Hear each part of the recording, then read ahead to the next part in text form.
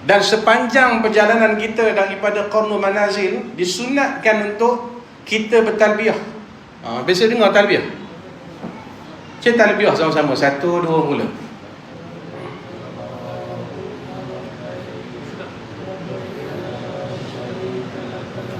Seram, bila seram dengan macam cerita Pontianak ni.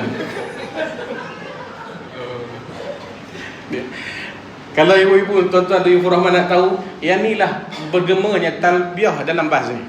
Macam ni lah rupa dia.